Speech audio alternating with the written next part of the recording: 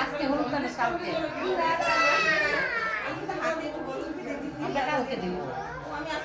একদিন দেওয়া হবে আপনি তো রেখে দিয়েছেন কিন্তু মনে নাই